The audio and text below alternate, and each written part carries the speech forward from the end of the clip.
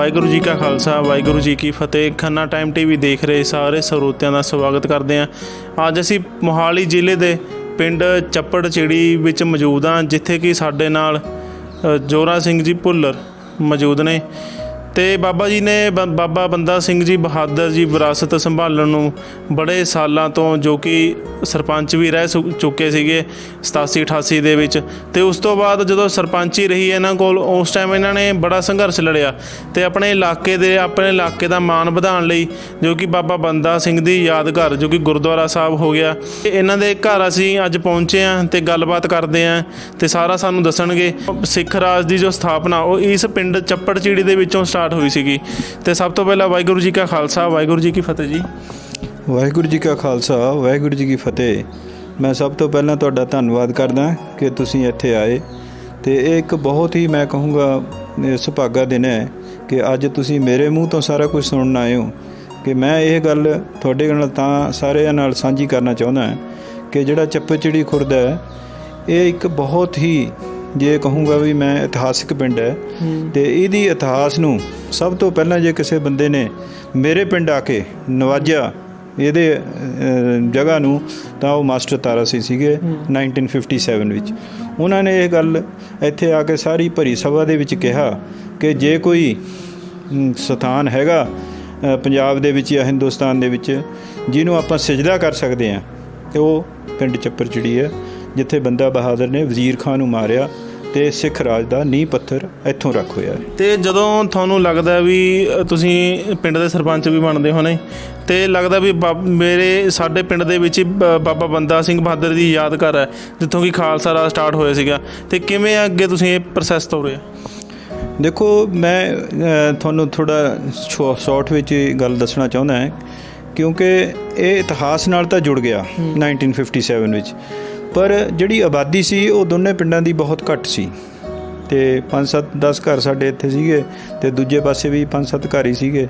ਅਤੇ ਫਿਰ ਵੀ ਮੈਂ ਕਹੂੰਗਾ ਆਲੇ ਦੁਆਲੇ ਦੇ ਬੰਨੇ ਚੰਨੇ ਦੇ ਲੋਕਾਂ ਦਾ ਇੱਕ ਉਪਰਾਲਾ ਸੀ, ਜਿਵੇਂ ਸਰਦਾਰ ਆਤਮਾ ਸਿੰਘ ਜਿਹੜੇ SGPC ਦੇ ਮੈਂਬਰ ਰਹੇ 25 ਸਾਲ ਸੰਤੇ ਮਜਰੇ ਤੋਂ, ਅਤੇ ਲਾਂਡਰਾਂ ਤੋਂ ਵੀ ਜਿਹੜੇ ਬੰਦੇ ਸੀਗੇ, ਸਰਦਾਰ ਸੀਗੇ ਹਜ਼ਾਰਾ ਸਿੰਘ ਅਤੇ ਹੋਰ ਕਾਫੀ ਬੰਦੇ ਸੀ ਜਿਨ੍ਹਾਂ ਨੂੰ ਇਤਿਹਾਸ ਨਾਲ ਪਿਆਰ ਸੀ, ਸਤਿਕਾਰ ਸੀ। ਉਹਨਾਂ ਨੇ ਸਭ ਤੋਂ ਪਹਿਲਾਂ ਸਾਡੇ ਆ ਕੇ ਗੁਰਦੁਆਰੇ ਵਾਸਤੇ ਉਪਰਾਲਾ ਕੀਤਾ ਅਤੇ ਉਹ ਗੁਰਦੁਆਰਾ ਕਾਫੀ ਦੇਰ ਤੱਕ ਉਹਦੀ ਮਤਲਬ ਕਰਦੇ ਰਹੇ, ਪਰ ਇੰਨਾ ਵੱਡਾ ਗੁਰਦੁਆਰਾ ਨਹੀਂ ਬਣਾ ਸਕੇ। ਪਰ ਹੌਲੀ ਹੌਲੀ ਜਦੋਂ ਮੈਂ ਸਰਪੰਚ ਬਣਿਆ ਅਤੇ ਮੇਰੇ ਕੋਲ ਸਭ ਤੋਂ ਪਹਿਲਾਂ, ਜਿਵੇਂ ਕਹੂੰਗਾ, ਸਰਪੰਚ ਬਣਨ ਤੋਂ ਵੀ ਪਹਿਲਾਂ 1970 ਵਿੱਚ ਸਾਡੇ ਜਦੋਂ ਸਰਦਾਰ ਆਤਮਾ ਸਿੰਘ SGPC ਦੇ ਮੈਂਬਰ ਸੀ, ਤਾਂ ਮਾਸਟਰ ਆਪਣੇ ਤਾਰਾ ਸਿੰਘ ਤੋਂ ਬਾਅਦ ਅਤੇ ਸਭ ਤੋਂ ਪਹਿਲਾ ਜਿਹੜਾ ਬੰਦਾ ਸਿੱਖ ਉਹਦੇ ਆਇਆ ਤਾਂ ਸਰਦਾਰ ਗੁਰਚਰਨ ਸਿੰਘ ਜੀ ਟੌੜਾ ਆਏ। ਅਤੇ ਜਦੋਂ ਟੌੜਾ ਸਾਹਿਬ ਆਏ ਅਤੇ ਉਹਨਾਂ ਨੇ ਮੇਰੇ ਘਰੇ ਚਾਹ ਪਾਣੀ ਪੀਤਾ ਅਤੇ ਮੈਨੂੰ ਉਹਨਾਂ ਨੇ ਪ੍ਰੇਰਿਆ ਕਿ ਕਾਕਾ, ਤੂੰ ਇਹ ਬਹੁਤ ਵੱਡਾ ਇਤਿਹਾਸਿਕ ਨਗਰ ਹੈ ਤੇਰਾ, ਇਹ ਤੂੰ ਇਹਨੂੰ ਹਾਈਲਾਈਟ, ਤੇਰਾ ਕੰਮ ਹੈ ਕਰਨ ਦਾ। ਅਤੇ ਮੈਂ ਹੌਲੀ ਹੌਲੀ ਫਿਰ ਮੈਂ ਅਕਾਲੀ ਦਲ ਨਾਲ ਜੁੜਿਆ ਅਤੇ ਜੁੜਦਾ ਮੈਂ ਪਹਿਲਾਂ ਜਨਰਲ ਸਕੱਤਰ ਬਣਿਆ ਆਪਣੇ ਯੂਥ ਵਿੰਗ ਦਾ, ਫਿਰ ਮੈਂ ਸ਼੍ਰੋਮਣੀ ਅਕਾਲੀ ਦਲ ਰੋਪੜ ਦਾ ਜ਼ਿਲ੍ਹੇ ਦਾ ਜਨਰਲ ਸਕੱਤਰ ਵੀ ਬਣਿਆ। ਅਤੇ ਜਦੋਂ ਮੇਰੇ ਕੋਲ ਇਸ ਚੀਜ਼ਾਂ ਕੰਟੈਕਟ ਵਿੱਚ ਆਈਆਂ ਤਾਂ ਮੈਂ ਹੌਲੀ ਹੌਲੀ ਫਿਰ ਇਸ ਚੱਪੜ ਚਿੜੀ ਦਾ ਜਿਹੜਾ ਮੇਰਾ ਸੁਪਨਾ ਸੀ ਉਹਨੂੰ ਸਾਕਾਰ ਕਰਨ ਲਈ ਮੈਂ ਕੋਸ਼ਿਸ਼ਾਂ ਕਰਨੀਆਂ ਸ਼ੁਰੂ ਕੀਤੀਆਂ। ਇਸ ਤਰ੍ਹਾਂ ਤਾਂ ਪ੍ਰਕਾਸ਼ ਸਿੰਘ ਬਾਦਲ ਵੀ 2 ਵਾਰੀ ਆਏ ਨੇ 2000 ਤੋਂ ਪਹਿਲਾਂ। ਉਹਨਾਂ ਨੇ ਇੱਕ ਲਾਇਬ੍ਰੇਰੀ ਦਿੱਤੀ ਸੀ ਸਾਨੂੰ, ਅਤੇ ਉਸ ਤੋਂ ਵੱਧ ਨਹੀਂ ਕੁਛ ਕਰ ਸਕੇ। ਪਰ ਜਦੋਂ ਮੈਂ ਜਨਰਲ ਸਕੱਤਰ ਸੀਗਾ ਤਾਂ ਉਦੋਂ ਮੈਂ ਫਿਰ ਮਾਸਟਰ ਤਾਰਾ ਸਿੰਘ ਆਪਣੇ ਗੁਰਚਰਨ ਸਿੰਘ ਟੌੜਾ ਦੇ ਨਾਲ ਕਾਫੀ ਨੇੜਤਾ ਹੋਈ, ਤਾਂ ਉਹਨਾਂ ਨੇ ਕਿਹਾ ਕਿ ਜੇ ਅਬ ਤੂੰ ਜੋਰਾ ਸਿੰਘ ਗੁਰਦੁਆਰਾ ਵੱਡਾ ਬਣਾਉਣਾ ਚਾਹੁੰਦਾ ਤਾਂ ਇਹਦੇ ਲਈ ਬਾਬਾ ਹਰਵੰਸ ਸਿੰਘ ਨਾਲ ਗੱਲ ਕਰਨੀ ਪਊਗੀ। ਮੈਂ ਗੱਲ ਕਰਾਂਗੇ ਅਤੇ ਤੁਸੀਂ ਉਹਨਾਂ ਨਾਲ ਇੱਕ ਵਾਰੀ ਜ਼ਰੂਰ ਧਨੌਲੇ ਜਾ ਕੇ ਉਹਨਾਂ ਨੂੰ ਰਿਕੁਐਸਟ ਕਰਿਓ। ਅਸੀਂ ਉੱਥੇ ਗਏ ਵੀ, ਅਸੀਂ ਰਿਕੁਐਸਟ ਕੀਤੀ ਅਤੇ ਉਹ ਸਾਡੀ ਰਿਕੁਐਸਟ ਮੰਨੀ ਗਈ। ਅਤੇ ਇਹ ਫਿਰ ਗੁਰਦੁਆਰਾ 2000 ਸਮਝ ਲਓ, ਅਸੀਂ 99 ਵਿੱਚ ਮਿਲਣ ਗਏ ਸੀਗੇ ਅਤੇ ਹੌਲੀ ਹੌਲੀ 2003, 4, 5 ਤੱਕ 7 ਤੱਕ ਇਹ 3-4 ਸਾਲ ਵਿੱਚ ਇਹ ਬਿਲਡਿੰਗ ਗੁਰਦੁਆਰੇ ਦੀ ਖੜ੍ਹੀ ਹੋ ਗਈ। ਅਤੇ ਬਾਅਦ ਵੀ ਸਾਨੂੰ ਜਦੋਂ ਇਹ ਕਮਾਡਾ ਵਾਲਿਆਂ ਦਾ ਸਾਨੂੰ ਪ੍ਰਪੋਜ਼ਲ ਆਈ ਸਾਡੇ ਪਿੰਡ ਦੇ ਵਿੱਚ, ਇਹਨਾਂ ਨੇ ਨਕਸ਼ੇ ਬਣਾਏ, ਤਾਂ ਜਿੱਥੇ ਲੜਾਈ ਹੋਈ ਸੀ, ਜਿੱਥੇ ਟਿੱਬੇ ਸਨ, ਜਿੱਥੇ ਝਿੜੀ ਸੀ, ਉਹ ਜਗ੍ਹਾ ਤੇ ਵਿੱਚ ਗੋਲਫ ਕਲੱਬ ਬਣਾਉਣ ਲੱਗੇ ਸੀ। ਤੇ ਮੈਨੂੰ ਫਿਰ ਇਸ ਗੱਲ ਦਾ ਮੇਰੇ ਮਨ ਤੇ ਬੜਾ ਇਹ ਬੋਝ ਸੀ ਕਿ ਜਿੱਥੇ ਸਿੰਘਾਂ ਨੇ ਸ਼ਹੀਦੀਆਂ ਦਿੱਤੀਆਂ ਹੋਣ ਤੇ ਕੁਰਬਾਨੀਆਂ ਖੂਨ ਡੁੱਲਿਆ ਹੋਵੇ ਤੇ ਉੱਥੇ ਇਹ ਗੋਲਫ ਕਲੱਬ ਬਣਾਉਣਗੇ ਤਾਂ ਮੇਰਾ ਖਿਆਲ ਹੈ ਵੀ ਇਸ ਤੋਂ ਵੱਡੀ ਮੈਂ ਕਹੂੰਗਾ ਗਲਤੀ ਸਮਾਜ ਦੇ ਵਿੱਚ ਨਹੀਂ ਕੋਈ ਕਰੂਗਾ। ਪਰ ਫਿਰ ਮੈਂ ਆਰਟੀਕਲ ਦਿੱਤੇ ਟਾਈਮਜ਼ ਆਫ ਇੰਡੀਆ ਵਿੱਚ, ਸਾਰੇ ਅਖਬਾਰਾਂ ਵਿੱਚ ਮੈਂ ਦਿੱਤੇ, ਮੈਂ ਕਾਫੀ ਉਹਦੇ ਬਾਰੇ ਤਰੱਦਦ ਕੀਤਾ ਤੇ ਉਹਦੇ ਨਾਲ ਫਿਰ ਲੋਕ ਜਿਹੜੇ ਹਿਸਟੋਰੀਅਨ ਸੀ, ਜਿਹੜੇ ਇਸ ਚੀਜ਼ ਨੂੰ ਪੜ੍ਹਦੇ ਸੀ, ਜਾਣਦੇ ਸੀ, ਉਹਨਾਂ ਦੇ ਮਨ ਵਿੱਚ ਆਇਆ ਕਿ ਹਾਂ ਵੀ ਚੱਪੜਚਿੜੀ ਦਾ ਤਾਂ ਬਹੁਤ ਵੱਡਾ ਇਤਿਹਾਸ ਹੈ। ਫਿਰ ਉਹ ਮੇਰੇ ਕੋਲ ਆਏ, ਫਿਰ ਅਸੀਂ 31 ਮੈਂਬਰੀ ਕਮੇਟੀ ਬਣਾਈ ਤੇ ਮਹਾਰਾਜਾ ਪਟਿਆਲੇ ਦੀ ਮਾਸੀ ਬਲਜੀਤ ਕੌਰ ਅਸੀਂ ਆਪਣੀ ਪ੍ਰਧਾਨ ਬਣਾਈ, ਜਿਹਦੇ ਵਿੱਚ ਹਿਸਟੋਰੀਅਨ ਕਿਰਪਾਲ ਸਿੰਘ ਵੀ, ਡਾਕਟਰ ਸ਼ਾਨ ਵੀ, ਜਿਹਨੇ 88 ਕਿਤਾਬਾਂ ਲਿਖੀਆਂ ਉਸ ਸਮੇਂ ਦੇ ਵਿੱਚ ਸਿੱਖਾਂ ਦੇ ਬਾਰੇ, ਧਰਮ ਬਾਰੇ ਵੀ, ਤੇ ਇਸੇ ਤਰ੍ਹਾਂ ਜਨਰਲ ਕਰਤਾਰ ਸਿੰਘ ਵੀ, ਮੈਂ ਕਹਿੰਦਾ ਵੀ ਈਵਨ ਕਰਨਲ ਸੰਧੂ ਵੀ ਆਏ ਇਸ ਜਗ੍ਹਾ ਦੇ ਉੱਪਰ। ਯੈਸ। ਤੇ ਉਸ ਆਰਟੀਕਲ ਨੂੰ ਪੜ੍ਹ ਕੇ ਲੋਕ ਮੇਰੇ ਨਾਲ ਜੁੜੇ ਤੇ ਉਹਨਾਂ ਨੇ ਫਿਰ ਇੱਕ ਦਬਾਅ ਬਣਾਇਆ ਸਰਕਾਰ ਉੱਤੇ ਕਿ ਇਹ ਤਾਂ ਬਹੁਤ ਵੱਡਾ ਇਤਿਹਾਸ ਹੈ ਚੱਪੜਚਿੜੀ ਦਾ, ਇਹਨੂੰ ਆਪਾਂ ਹਾਈਲਾਈਟ ਕਰਨਾ ਚਾਹੀਦਾ। ਉੱਥੇ ਤਾਂ ਬੰਦੇ ਬਹਾਦਰ ਦੀ ਯਾਦ ਵਿੱਚ ਕੋਈ ਐਸੀ ਚੀਜ਼ ਬਣਨੀ ਚਾਹੀਦੀ ਹੈ ਜਿਹੜੀ ਕਿ ਸਾਰਿਆਂ ਨੂੰ ਪਤਾ ਲੱਗੇ। ਤਾਂ ਹੌਲੀ ਦਰਖਤ ਵੀ ਦੇਖਿਆ ਜਾ ਸਕਦਾ ਕਿਉਂਕਿ ਗੁਰਦੁਆਰਾ ਸਾਹਿਬ ਦੇ ਨਾਲ ਜੰਡ ਕਿਹਾ ਜਾਂਦਾ ਉਹਨੂੰ, ਉਸ ਜੰਡ ਦਾ ਕੀ ਇਤਿਹਾਸ ਹੈ? ਦੇਖੋ, ਜਦੋਂ ਬੰਦੇ ਬਹਾਦਰ ਨੇ ਲੜਾਈ ਲੜੀ ਹੈ, ਇਹ ਸਾਰੇ ਅਖਬਾਰ ਵੀ, ਸਾਰੇ ਨਿਊਜ਼ਪੇਪਰ ਇਹ ਗੱਲ ਲਿਖਦੇ ਸੀਗੇ ਕਿ ਉੱਚੇ ਟਿੱਬਿਆਂ ਤੇ ਬੈਠ ਕੇ ਲੜਾਈ ਲੜ ਹੋਈ ਹੈ। ਤੇ ਮੈਂ ਤੁਹਾਡੇ ਨੂੰ ਇਸ ਗੱਲ ਦਾ ਦਾਅਵਾ ਕਰਦਾ ਕਿ ਮੇਰੇ ਕੋਲ ਫੋਟੋਗ੍ਰਾਫਸ ਵੀ ਹੈਗੀਆਂ, ਉਸ 'ਤੇ ਟਿੱਬੇ ਵੀ ਸਨ, ਉੱਥੇ ਝਿੜੀ ਵੀ ਸੀ। ਤੇ ਜਦ ਇਹ ਲੜਾਈ ਲੜੀ ਹੈ ਤਾਂ ਉਹਦੇ ਵਿੱਚ ਵਜ਼ੀਰ ਖਾਨ ਨੂੰ ਮਾਰਿਆ ਗਿਆ ਫਤਿਹ ਸਿੰਘ ਵੱਲੋਂ, ਤੇ ਹਾਲਾਂਕਿ ਬਰਛੇ ਨਾਲ ਵਾਰ ਬਾਦਸ਼ਾਹ ਨੇ ਕੀਤਾ ਸੀ। ਤੇ ਉਸ ਦਿਨ, ਉਸ ਸ਼ਾਮ ਨੂੰ ਫਿਰ ਉਹਦੀ ਇਹ ਇੱਕੋ ਜੰਡ ਦਾ ਦਰਖਤ ਹੈ, ਮੇਰੇ ਖਿਆਲ ਖੱਬੇ ਸੱਜੇ ਕਿਤੇ ਉਰੇ ਨੇੜੇ ਤੇੜੇ ਕੋਈ ਜੰਡ ਦਾ ਦਰਖਤ ਹੈ ਨਹੀਂ, ਤੇ ਉਸ ਜੰਡ ਦੇ ਦਰਖਤ ਨਾਲ ਉਹਨੂੰ ਪੁੱਠਾ ਲਟਕਾਇਆ ਗਿਆ। ਜਿਹੜਾ ਜੰਡ ਦਾ ਦਰਖਤ ਅੱਜ ਵੀ ਮੌਜੂਦ ਹੈ ਇੱਥੇ? ਯੈਸ, ਉਹ ਇੱਕੋ ਇੱਕ ਦਰਖਤ ਹੈ ਜਿਹੜਾ ਕਿ ਉੱਥੇ ਹੈਗਾ, ਹਲੇ ਵੀ ਹੈ। ਉਹ ਗੁਰੂ ਨਾਨਕ ਪਬਲਿਕ ਸਕੂਲ ਦੀ ਬਾਉਂਡਰੀ ਦੇ ਨਾਲ ਹੈ ਤੇ ਜਿਹੜਾ ਗੁਰਦੁਆਰਾ ਉੱਥੇ ਬਣਿਆ ਉਹਦੇ ਨਾਲ ਹੀ ਹੈਗਾ। ਤੇ ਇੱਥੇ ਤੱਕ ਵੀ ਹਿਸਟੋਰੀਅਨ ਸਾਥੀ ਪਿੰਡਾਂ ਤੋਂ ਪੁੱਛ ਕੇ ਪਤਾ ਕਰਿਆ ਕਿ ਖੁੰਨੀ ਮਜਰੇ ਦੇ ਬਲਦ ਸਨ ਜਿਨ੍ਹਾਂ ਦੇ ਨਾਲ ਉਹਨਾਂ ਨੂੰ ਘੜੀਸ ਕੇ ਉੱਥੇ ਆਪਣੇ ਸਰਹੰਦ ਦੇ ਵਿੱਚ ਗਲੀ ਗਲੀ ਘੁਮਾਇਆ। ਅੱਛਾ, ਵਜ਼ੀਰ ਖਾਨ ਨੂੰ ਮਤਲਬ ਕਿ ਬਲਦਾਂ ਦੇ ਨਾਲ ਬੰਨ ਕੇ ਘੜੀਸੇ ਗਏ ਸੀਗੇ, ਇੱਥੋਂ ਘੜੀਸ ਕੇ ਲੈ ਗਏ ਨੇ। ਤੇ ਇਹ ਮੈਂ ਕਹੂੰਗਾ ਵੀ ਬਹੁਤ ਵੱਡੀ, ਮੈਂ ਕਹੂੰਗਾ ਇੱਕ ਸਾਡੇ ਇਸ ਜਿਹੜੀ ਧਰਤੀ ਹੈ, ਇਹਨੂੰ ਇਸ ਤੋਂ ਵੱਡਾ ਸਿਜਦਾ ਕੋਈ ਨਹੀਂ ਹੋ ਸਕਦਾ। ਅੱਜ ਮੈਨੂੰ ਮੈਂ ਮਾਣ ਨਾਲ ਕਹਿਣਾ ਕਿ ਜੇ ਉੱਥੇ ਵਿਕਟਰੀ ਟਾਵਰ ਬਣਿਆ, ਉਹ ਵੀ ਮੈਂ ਐਗਜ਼ਾਮਪਲ ਦਿੱਤੀ ਸੀਗੀ ਆਪਣੇ ਉੱਥੇ ਜਿਹੜਾ ਆਪਣੇ ਅਜਿੱਤ ਕਿਲ੍ਹਾ ਬਣਿਆ ਹੋਇਆ ਇੱਕ ਆਪਣੇ ਮਹਾਰਾਸ਼ਟਰ ਦੇ ਵਿੱਚ, ਤੇ ਉਹ ਕਿਲ੍ਹੇ ਦੇ ਵਿੱਚ ਵੀ ਇਹ ਗੱਲ ਸਬੂਤ ਹੈ ਕਿ 7 ਤਰ੍ਹਾਂ ਦੀਆਂ ਊਣਤਾਈਆਂ ਸਨ ਤੇ ਉਹ ਵੀ ਜਿੱਤ ਲਿਆ ਸੀਗਾ। ਤੇ ਜਦੋਂ ਜਿੱਤਿਆ ਗਿਆ ਤੇ ਉੱਥੇ ਵੀ ਇੱਕ ਵਿਕਟਰੀ ਟਾਵਰ ਹੈ। ਤੇ ਮੈਂ ਜਦ ਬਾਦਲ ਸਾਹਿਬ ਨਾਲ ਗੱਲ ਕਰੀ, ਮੈਂ ਕਿਹਾ ਵੀ ਸਾਨੂੰ ਵੀ ਵਿਕਟਰੀ ਟਾਵਰ ਬਣਾਉਣਾ ਚਾਹੀਦਾ ਜਦ ਸਿੱਖਾਂ ਦੀ ਐਡੀ ਬੜੀ ਜਿੱਤ ਹੋਈ ਹੈ। ਤਾਂ ਅੱਜ ਮੈਂ ਬੜੇ ਮਾਣ ਨਾਲ ਕਹਿ ਸਕਦਾ ਕਿ ਸਾਡਾ ਹਿੰਦੁਸਤਾਨ ਵਿੱਚ ਇਹ ਸਭ ਤੋਂ ਉੱਚਾ ਹੈ ਤੇ ਦੁਨੀਆ ਵਿੱਚ 7ਵੇਂ ਨੰਬਰ 'ਤੇ ਹੈ। ਇਹ 2010 ਦੇ ਵਿੱਚ ਸਥਾਪਿਤ ਹੋਏ, ਪੂਰਾ ਬਣ ਕੇ ਤਿਆਰ ਹੋ ਗਿਆ ਸੀ। 11 ਮਹੀਨੇ ਰਿਕਾਰਡ ਟਾਈਮ ਵਿੱਚ ਇਹ ਮੈਂ ਕਹੂੰਗਾ ਵੀ ਵਰਲਡ ਦੇ ਵਿੱਚ ਇੰਨੀ ਛੇਤੀ ਸਾਡੇ ਹਿੰਦੁਸਤਾਨ ਦੇ ਵਿੱਚ ਐਡਾ ਉੱਚਾ ਕੋਈ ਵਿਕਟਰੀ ਟਾਵਰ ਨਹੀਂ ਬਣਿਆ। ਬਹੁਤ ਦੂਰੋਂ ਲੋਕ ਇਹਨੂੰ ਦੇਖਣ ਵੀ ਆਉਂਦੇ ਨੇ, ਹੁਣ ਵੀ ਆਉਂਦੇ ਨੇ। ਤੇ ਮੈਂ ਚਾਹੁੰਦਾ ਸੀ ਵੀ ਇੱਕ, ਮੈਂ ਬੜਾ ਅਫਸੋਸ ਨਾਲ ਕਹਿਣਾ ਪੈ ਰਿਹਾ ਮੈਨੂੰ, ਤੇ ਮੇਰੀ ਇਹ ਸਭ ਤੋਂ ਪਹਿਲਾਂ ਮੰਗ ਸੀਗੀ ਕਿ ਇੱਥੇ ਇੱਕ ਉੱਥੇ ਐਡੀਟੋਰੀਅਮ ਬਣੇ ਹੋਏ ਆ ਇੱਥੇ ਅੰਦਰ, ਪਰ ਅੱਜ ਤੱਕ ਇਹਨਾਂ ਤੋਂ ਇੱਕ ਬੰਦੇ ਬਹਾਦਰ ਦੇ ਉੱਤੇ ਕੋਈ ਇਹੋ ਨਹੀਂ ਬਣਾ ਸਕੇ ਵੀ ਕਿੱਥੇ ਜੰਮਿਆ, ਕਿੱਥੇ ਪਲਿਆ, ਕੀ ਉਹਦੀਆਂ ਅਚੀਵਮੈਂਟਸ ਨੇ, ਕਿੱਥੇ ਲੜਾਈਆਂ ਲੜੀਆਂ। ਇਹ ਇੱਕ ਡਾਕੂਮੈਂਟਰੀ ਜਿਹੜੇ ਬੰਦੇ ਆਉਣ ਉਹ ਇਹਦੀ ਪੂਰੀ ਹਿਸਟਰੀ ਉੱਥੇ ਦੇਖ ਕੇ ਜਾਣ ਤਾਂ ਕਿ ਆਉਣ ਵਾਲੀ ਜਿਹੜੀ ਸਾਡੀ ਜਨਰੇਸ਼ਨ ਹੈ ਉਹਨੂੰ ਸਾਰਾ ਪਤਾ ਲੱਗ ਸਕੇ ਕਿ ਕਿੰਨੀ ਕੁਰਬਾਨੀ ਹੋਈ ਹੈ, ਕਿਸ ਤਰ੍ਹਾਂ ਦੀ ਲੜਾਈ ਸੀ, ਕਿਹੜੀ ਦਾ ਮਕਸਦ ਸੀਗਾ ਤੇ ਕੀ ਅਚੀਵਮੈਂਟਸ ਹੋਈਆਂ ਨੇ। ਸਰਹੰਦ ਵੀ ਜਿੱਤੀ ਸੀ ਉਹਨਾਂ ਨੇ, ਜੋ ਕਿ ਗੁਰਦਾਸ ਨੰਗਲ ਦੀ ਗੜੀ ਕਹੀ ਜਾਂਦੀ ਹੈ ਗੁਰਦਾਸਪੁਰ ਡਿਸਟ੍ਰਿਕਟ ਦੇ ਵਿੱਚ, ਉੱਥੇ ਵੀ ਬਹੁਤ ਭਾਰੀ ਯੁੱਧ ਹੋਇਆ ਸੀਗਾ। ਦੇਖੋ, ਮੈਂ ਲੜਾਈ ਬਾਰੇ ਤੁਹਾਨੂੰ ਇੱਕੋ ਗੱਲ ਕਹਿਣ ਤਿਆਰ ਹਾਂ ਵੀ ਦੇਖੋ, ਸਾਡੇ ਜਿਹੜੇ ਸਾਹਿਬਜ਼ਾਦੇ ਇੱਥੇ ਸ਼ਹੀਦ ਕਰੇ ਸੀਗੇ ਛੋਟੀ ਉਮਰ ਦੇ ਵਿੱਚ ਸਰਹੰਦ ਦੇ ਵਿੱਚ, ਪਰ ਉੱਥੇ ਵੀ ਬੰਦੇ ਟੋਡਰਮੱਲ ਵਰਗੇ ਸੀ। ਇਹ ਮਤਲਬ ਇੱਕ ਬੁਝਾਰਤ ਨਹੀਂ ਹੈ ਕਿ ਜਦ ਉਹ ਬੰਦਾ ਇੰਨੇ ਸੋਨੇ ਦੀਆਂ ਮੋਹਰਾਂ ਖੜੀ ਕਰਕੇ ਜਗ੍ਹਾ ਲੈ ਸਕਦਾ ਹੈ, ਜਦੋਂ ਇਹ ਸਰਹੰਦ ਜਿੱਤੀ ਹੋਊਗੀ ਇਹਦੇ ਵਿੱਚੋਂ ਕਿੰਨਾ ਕੁਝ ਪ੍ਰਾਪਤ ਹੋਇਆ ਹੋਊਗਾ। ਪਰ ਅੱਜ ਤੱਕ ਮੇਰਾ ਖਿਆਲ ਹੈ ਵੀ ਸਾਰਿਆਂ ਵਾਸਤੇ ਇੱਕ ਬੁਝਾਰਤ ਬਣੀ ਹੋਈ ਹੈ। ਹਾਲਾਂਕਿ ਇੱਕ ਰਾਈਟਰ ਨੇ ਤਾਂ ਲਿਖਿਆ ਹੈਗਾ ਵੀ 300 ਗੱਡਾ ਇੱਥੋਂ ਜਿਹੜਾ ਸੀਗਾ ਖਜ਼ਾਨੇ ਦਾ, ਵੀ ਉਹ ਇਹ ਅੱਜ ਤੱਕ ਨਹੀਂ ਪਤਾ ਵੀ ਉਹ ਖਜ਼ਾਨਾ ਗਿਆ ਕਿੱਥੇ ਹੈ। ਚਾਹੇ ਲੋਹਗੜ੍ਹ ਆਪਣੀ ਰਾਜਧਾਨੀ ਬਣੀ ਸੀ ਉਸ ਟਾਈਮ ਦੇ ਵਿੱਚ, ਪਰ 5 ਸਾਲ ਇਸ ਲੜਾਈ ਤੋਂ ਬਾਅਦ ਆਪਣੇ ਜਾ ਕੇ ਉੱਥੇ ਕਿਤੇ ਆਪਣੇ ਜਿਹੜੀ ਗੁਰਦਾਸਪੁਰ ਨੰਗਲ ਦਾ ਤੁਸੀਂ ਜ਼ਿਕਰ ਕਰਦੇ ਆ, ਤੇ ਉੱਥੇ 6 ਮਹੀਨੇ ਦਾ ਘੇਰਾ ਪਾਇਆ ਗਿਆ ਤੇ ਇਹਨਾਂ ਬੰਦਿਆਂ ਨੇ ਆਪਣੇ ਪੱਟਾਂ ਦੇ ਮਾਸ ਵੀ ਖਾਧੇ ਤੇ ਇੰਨਾ ਕੁਛ ਗੱਡੀ ਭੁੱਖ ਨੰਗ ਦੇ ਨਾਲ ਲੜਦੇ ਹੋਏ ਵੀ ਫਿਰ ਵੀ ਉੱਥੋਂ ਲਿਜਾ ਕੇ ਦਿੱਲੀ ਜਾ ਕੇ ਫਿਰ ਇਹਨਾਂ ਨੂੰ 6 ਮਹੀਨੇ ਦੇ ਵਿੱਚ 100 ਬੰਦੇ ਦਾ ਰੋਜ਼ ਇਹਨਾਂ ਦਾ ਉਹ ਕਰਦੇ ਰਹੇ ਹੈ ਜੀ। ਤੇ ਇਹ ਇੱਕ ਬਹੁਤ ਵੱਡੀ ਮੈਂ ਕਹੂੰਗਾ ਸਿੱਖ ਹਿਸਟਰੀ ਦੇ ਵਿੱਚ ਸਭ ਤੋਂ ਵੱਡੀ ਜੇ ਕੋਈ ਮੈਂ ਕਹੂੰਗਾ ਕੁਰਬਾਨੀ ਹੈ ਇਸ ਬੰਦੇ ਬਹਾਦਰ ਦੀ ਹੈ। ਤੇ ਇਹ ਇੱਕ ਸਾਡੇ ਵਾਸਤੇ ਸੁਭਾਗ ਹੈ ਮੈਂ ਕਹੂੰਗਾ ਪ੍ਰਾਪਤ ਹੋਇਆ ਸਾਨੂੰ ਕਿ ਅਸੀਂ ਇਸ ਨੂੰ ਹਾਈਲਾਈਟ ਕਰ ਸਕੇ ਹਾਂ। ਪਰ ਅੱਜ ਲੋੜ ਹੈ ਸਮੇਂ ਦੇ ਵਿੱਚ ਜਿਹੜੀ ਮੈਂ ਤੁਹਾਨੂੰ ਗੱਲ ਕਹੀ ਹੈ ਵੀ ਇੱਕ ਡਾਕੂਮੈਂਟਰੀ ਜ਼ਰੂਰ ਉੱਥੇ ਸਾਰਾ ਕੁਝ ਹੋਰ ਹੋਣ ਦੇ ਬਾਵਜੂਦ ਉੱਥੇ ਡਾਕੂਮੈਂਟਰੀ ਜਿਹੜਾ ਹਾਲ ਵੀ ਤਿਆਰ ਹੋਇਆ ਸਾਰਾ ਕੁਝ ਹੈਗਾ, ਸੀਟਾਂ ਵੀ ਲੱਗੀਆਂ, ਸਭ ਕੁਝ ਹੈਗਾ, ਪਰ ਉੱਥੇ ਇਹ ਚੀਜ਼ ਹਾਲੇ ਤੱਕ ਸਰਕਾਰ ਨਹੀਂ ਕਰ ਸਕੀ। ਅਸੀਂ ਮੰਗ ਕਰਦੇ ਹਾਂ ਕਿ ਬੰਦੇ ਬਹਾਦਰ 'ਤੇ ਇੱਕ ਡਾਕੂਮੈਂਟਰੀ ਉਹਦੇ ਜਨਮ ਤੋਂ ਲੈ ਕੇ ਅਖੀਰ ਤੱਕ ਹੋਣੀ ਚਾਹੀਦੀ ਹੈ, ਆਉਣ ਵਾਲੀਆਂ ਪੀੜ੍ਹੀਆਂ ਨੂੰ ਉਸਦਾ ਠੀਕ ਹੈ ਸਰ। ਆਪਣੀ ਕੀ ਅਚੀਵਮੈਂਟਸ ਨੇ ਲਾਈਫ ਦੇ ਵਿੱਚ? ਮਾਈ ਸੈਲਫ ਦੇਖੋ, ਮੈਂ ਤਾਂ ਇੱਕ ਗੁਰਬਾਣੀ ਦੀ ਤੁਕ ਹੈ, ਕਹਿੰਦੇ ਨੱਕ ਨੱਥ ਖਸਮ ਹੱਥ ਕਿਰਤ ਤੱਕੇ ਦੇ ਜਹਾਂ ਦਾਣੇ ਵਹਾਂ ਖਾਣੇ। ਅਸੀਂ 4 ਭਰਾ ਹਾਂ, ਇੱਕ ਸਾਡੀ ਭੈਣ ਹੈ, ਪਰ ਸਾਡੇ ਪਿਤਾ ਜੀ ਨੂੰ ਜਿਹੜੇ ਕਿ ਬਿਲਕੁਲ ਅਨਪੜ੍ਹ ਸੀਗੇ, ਭਰਤੀ ਹੋਏ ਫੌਜ ਦੇ ਵਿੱਚ, ਬਹੁਤ ਵੱਡੀ ਤਰੱਕੀ ਕੀਤੀ ਹੈ।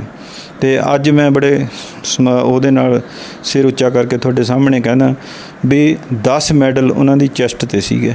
ਜਿਹੜਾ ਸਭ ਤੋਂ ਵੱਡਾ ਮੈਡਲ ਸੀਗਾ ਇੰਡੀਅਨ ਆਰਡਰ ਆਫ ਮੈਰਿਟ ਜਿਹੜਾ ਸਾਰਾਗੜ੍ਹੀ ਦੇ ਸਿੱਖਾਂ ਨੂੰ ਮਿਲਿਆ ਸੀ, ਉਹ ਉਹਨਾਂ ਕੋਲ ਸੀ। ਉਹ ਵੀ ਆਈ ਉਹਨਾਂ ਕੋਲ ਸੀਗੀ। 17 ਰਾਜੇ ਸੀਗੇ, 19 ਰਾਜੇ ਸਮਝ ਲਓ ਕਿੰਨੇ ਸੀਗੇ, ਸਿਰਫ ਇੱਕ ਰਾਜੇ ਕੋਲ ਸਰਦਾਰ ਬਹਾਦਰ ਦਾ ਖਿਤਾਬ ਸੀਗਾ, ਜਿਹੜਾ ਸਾਡੇ ਫਾਦਰ ਜਿਹੜਾ ਨਾਂ ਤੋਂ ਪਹਿਲਾਂ ਸਰਦਾਰ ਬਹਾਦਰ ਲਿਖ ਸਕਦੇ ਹਾਂ। ਮੈਂ ਤੁਹਾਨੂੰ ਇੱਕ ਛੋਟੀ ਜਿਹੀ ਗੱਲ ਵੀ ਦੱਸਣਾ ਚਾਹੁੰਦਾ। ਮੇਰੇ ਗੇਟ ਦੇ ਮੈਂ ਨੇਮ ਪਲੇਟ ਬਣਾਉਣ ਗਿਆ ਤਾਂ ਮੈਂ ਉਹਨੂੰ ਕਿਹਾ ਵੀ ਜੋਰਾ ਸਿੰਘ ਭੁੱਲਰ ਮੇਰਾ ਜੋਰਾ ਸਿੰਘ ਲਿਖਦੇ, ਤਾਂ ਉਹ ਸਰਦਾਰ ਕਹਿੰਦੇ ਪਹਿਲਾ ਬੰਦਾ ਆਇਆ ਸਰਦਾਰ ਜੀ ਜਿਹੜਾ ਐਸ ਨੀ ਮੂਹਰੇ ਲਿਖਾ ਰਹੇ, ਸਰਦਾਰ ਜੋਰਾ ਸਿੰਘ ਭੁੱਲਰ ਲਿਖਾਓ। ਮੈਂ ਕਿਹਾ ਵੀ ਸਰਦਾਰ ਤਾਂ ਮੈਨੂੰ ਕਿਸੇ ਨੇ ਖਿਤਾਬ ਦਿੱਤਾ ਹੀ ਨਹੀਂ ਹੈ, ਸਰਦਾਰ ਤਾਂ ਲੋਕਾਂ ਦਾ ਖਿਤਾਬ ਹੈ। ਜੇ ਮੈਨੂੰ ਕਹਿਣਗੇ ਸਰਦਾਰ ਮੈਂ ਸਰਦਾਰ ਹਾਂ, ਨਹੀਂ ਤਾਂ ਠੀਕ ਹੈ। ਪਰ ਅੱਜ ਇੱਕ ਪਰੰਪਰਾ ਬਣ ਗਈ ਸਤਿਕਾਰਯੋਗ ਸਰਦਾਰ ਫਲਾਣਾ ਸਿੰਘ, ਮਾਨਯੋਗ ਫਲਾਣਾ ਸਿੰਘ, ਨੰਬਰ ਪਲੇਟਾਂ ਪਹਿਲਾਂ ਲਿਖੀਆਂ ਇਹ ਨੰਬਰ ਪਲੇਟਾਂ 'ਤੇ ਮੈਂ ਕਿਹਾ ਪਹਿਲਾਂ ਹੋਊਗਾ ਪੰਜਾਬ ਦੇ ਵਿੱਚ ਤੁਸੀਂ ਪਹਿਲੀ ਨੰਬਰ ਪਲੇਟ ਦੇਖੀ ਹੋਊਗੀ ਜਿਹਦੇ ਮੂਹਰੇ ਮੈਂ ਆਪਣਾ ਸਿਰਫ ਨਾਂ ਲਿਖਿਆ, ਇਟਸ ਓਨਲੀ ਮਾਈ ਨੇਮ। ਤੇ ਜੇ ਇਸ ਕਿਸਮ ਦੀਆਂ ਉਪਲਬਧੀਆਂ ਵਿੱਚ ਮੈਂ ਜਾਂਦੇ ਹਾਂ ਤੁਸੀਂ ਤਾਂ ਮੈਨੂੰ ਮਾਣ ਪ੍ਰਾਪਤ ਹੋਇਆ ਕਿ ਮੈਂ ਸੈਨਿਕ ਸਕੂਲ ਨਾਭੇ ਪੜ੍ਹਿਆ, PPS, ਜਿਹੜਾ ਅੱਜ ਜਦੋਂ ਮੈਂ ਗਿਆ 1960 ਵਿੱਚ ਉਦੋਂ ਉਹ ਸੈਨਿਕ ਸਕੂਲ ਸੀਗਾ। ਅਤੇ ਪੰਜਾਬ ਪਬਲਿਕ ਸਕੂਲ ਬਾਅਦ ਵਿੱਚ ਬਣਿਆ, ਰਜਿੰਦਰ ਪ੍ਰਸਾਦ ਨੇ 1962 ਵਿੱਚ ਬਣਾਇਆ। ਪਰ ਮੈਂ ਅਨਲੱਕੀ ਮੈਂ ਕਹੂੰਗਾ ਮੈਂ ਸੀਗਾ ਕਿ ਮੇਰੀ ਬਾਂਹ ਟੁੱਟ ਗਈ ਅਤੇ ਮੈਂ ਆਪਣੇ ਆਰਮੀ ਵਿੱਚ ਜਾਣ ਦੇ ਕਾਬਲ ਨਾ ਰਿਹਾ ਅਤੇ ਮੇਰੇ ਪਲਾਸਟਰ ਲੱਗਿਆ ਹੋਣ ਕਰਕੇ ਮੈਂ ਅਪੀਅਰ ਨਹੀਂ ਹੋ ਸਕਿਆ ਐਗਜ਼ਾਮ ਵਿੱਚ। ਮੇਰਾ ਸਕਾਲਰਸ਼ਿਪ ਵਿਡਰਾ ਹੋ ਗਿਆ ਅਤੇ ਫਿਰ ਚੰਡੀਗੜ੍ਹ 2 ਸਕੂਲ ਸੀਗੇ, ਇੱਕ ਸੈਂਟ ਜੌਨ ਅਤੇ ਇੱਕ ਸੀਨੀਅਰ ਮਾਡਲ। ਅਤੇ ਫਿਰ ਮੈਨੂੰ ਸੈਂਟ ਜੌਨ ਗਿਆ, ਉਹ ਕਹਿੰਦੇ ਜਨਵਰੀ 'ਚ ਐਡਮਿਸ਼ਨ ਹੋ ਜਾਂਦੀ ਹੈ ਅਤੇ ਮੈਨੂੰ ਫਿਰ ਉੱਥੇ ਆਉਣਾ ਪਿਆ ਸੀਨੀਅਰ ਮਾਡਲ। ਮੈਂ ਉੱਥੋਂ ਮੈਟ੍ਰਿਕ ਕੀਤੀ ਹੈ ਅਤੇ ਫਸਟ ਡਿਵੀਜ਼ਨ ਵਿੱਚ ਫਿਰ ਮੈਂ ਪ੍ਰੀ ਮੈਡੀਕਲ ਕੀਤੀ ਗੌਰਮੈਂਟ ਕਾਲਜ। ਮੈਂ BSc ਮੈਡੀਕਲ ਕਰ ਰਿਹਾ ਸੀਗਾ, ਮੇਰਾ ਵੱਡਾ ਬ੍ਰਦਰ ਉਹ BSc B.Ed ਕਰ ਰਿਹਾ ਸੀਗਾ, ਇੱਕ MA ਕਰ ਰਿਹਾ ਸੀ ਜੋਗ੍ਰਾਫੀ ਦੇ ਵਿੱਚ। ਭੈਣ ਸਾਡੀ 10ਵੀਂ ਵਿੱਚ ਸੀ, ਛੋਟਾ ਹਰੇ 6ਵੀਂ ਵਿੱਚ ਸੀ। My father due to injury in the battle ਅਤੇ ਉਹਨਾਂ ਦੀ ਕੋਈ ਨਾੜ ਸੁੱਕ ਗਈ ਅਤੇ ਉਹਨਾਂ ਦੇ ਬਾਈਕ 'ਤੇ ਕੰਟਰੋਲ ਨਾ ਰਿਹਾ, ਬਾਈਕ ਸੜਕ ਤੋਂ ਆਫ ਟਰੈਕ ਹੋ ਗਿਆ। ਉਹਨਾਂ ਦੇ ਮਨ ਵਿੱਚ ਹੋਇਆ ਮੈਂ ਕਿਤੇ ਮਰ ਸਕਦਾ।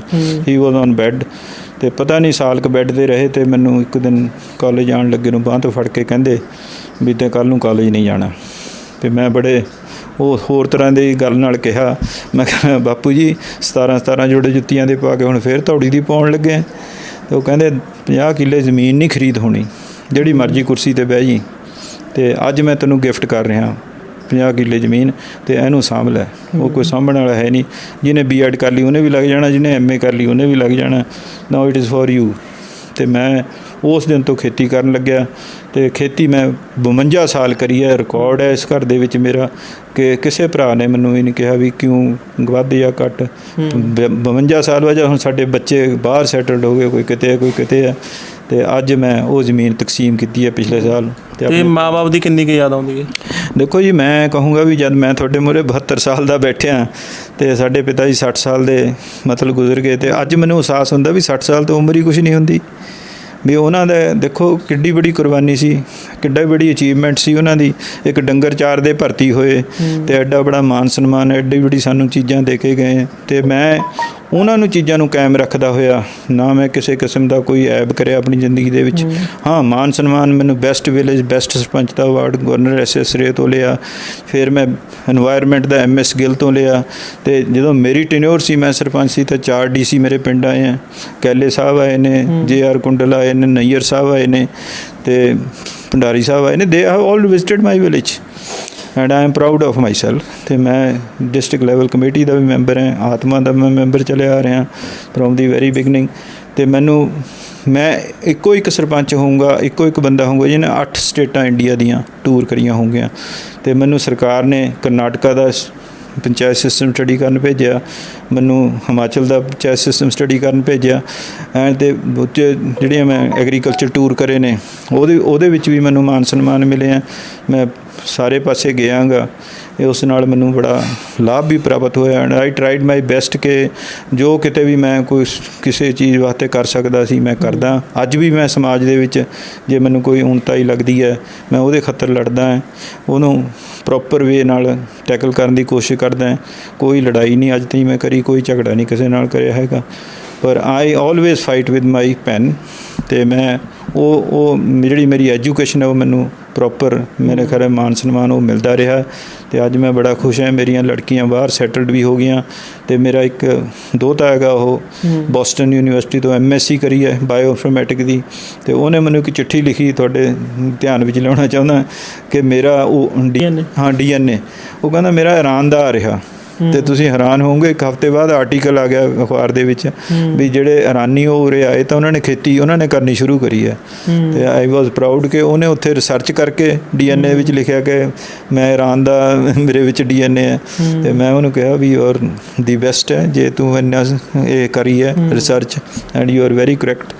ਸੋ ਅੱਜ ਮਾਣ ਹੈਗਾ ਬੱਚਿਆਂ 'ਤੇ ਵੀ ਜਿਹੜੇ ਐਡੇ ਦੇ ਅਹੁਦਿਆਂ 'ਤੇ ਚਲੇ ਗਏ ਇੰਨੇ ਉਹਨਾਂ ਨੇ। ਸਰ ਤੁਸੀਂ ਮਤਲਬ ਕਿ ਇੰਨੀ ਉਮਰ ਹੋ ਚੁੱਕੀ ਹੈ, ਜਿਕਣਾ ਹੁਣ ਇੱਕ ਤਰਾਸਦੀ ਵੀ ਹੈ ਇੰਡੀਆ ਦੀ, ਵੀ ਜਿੱਦਾਂ ਵੀ ਪੁਰਾਣੇ ਸਮੇਂ ਦੀ ਗੱਲ ਹੈ, ਸਰਦਾਰ ਮਿਲਖਾ ਸਿੰਘ ਜੀ ਹੁੰਦੇ ਸੀਗੇ ਜੋ ਵੀ ਉਹ ਵੀ ਗੁਜ਼ਰ ਗਏ ਨੇ ਹੈ ਨਾ ਥੋੜ੍ਹੇ ਦਿਨ ਪਹਿਲਾਂ। ਅਤੇ ਜਿੱਦਾਂ ਹੁਣ ਪੰਜਾਬ ਦੇ ਇੰਡੀਆ ਦੀ ਗੱਲ ਕਰੀਏ ਆਪਾਂ, ਓਲੰਪਿਕ ਮੈਡਲ ਬਹੁਤ ਘਟਦੇ ਜਾ ਰਹੇ ਨੇ, ਖੇਡਾਂ ਵੱਲ ਰੁਝਾਨ ਨਹੀਂ ਰਿਹਾ, ਨਸ਼ਿਆਂ ਦੇ ਵੱਲ ਜੋ ਪੰਜਾਬ ਦੇ ਨੌਜਵਾਨ ਨੇ ਜਾਂ ਨੌਜਵਾਨ ਦੀ ਪੀੜ੍ਹੀ ਹੈ ਇੱਕ ਤਾਂ ਬਾਹਰ ਵੀ ਜਾ ਰਹੀ ਹੈ, ਇਹਦਾ ਕੀ ਹੱਲ ਹੋ ਸਕਦਾ ਹੈ? ਦੇਖੋ, ਮੈਂ ਇੱਕੋ ਗੱਲ ਤੁਹਾਡੇ ਨਾਲ ਸਾਂਝੀ ਕਰਦਾ ਜਿਹੜੀ ਮੇਰੇ ਨਾਲ ਵਾਪਰੀ ਹੈ। ਮੇਰੇ ਨਾਲ ਇਸ ਤਰ੍ਹਾਂ ਵਾਪਰੀ ਹੈ ਕਿ ਸਾਡੀ ਭੈਣ ਸੀ, ਉਹਦੇ ਕੋਲ ਇੱਕ ਬੱਚਾ ਸੀ, ਉਹਦੇ ਹਸਬੈਂਡ ਦੀ ਡੈਥ ਹੋ ਗਈ ਸੀ ਐਕਸੀਡੈਂਟ ਦੇ ਵਿੱਚ।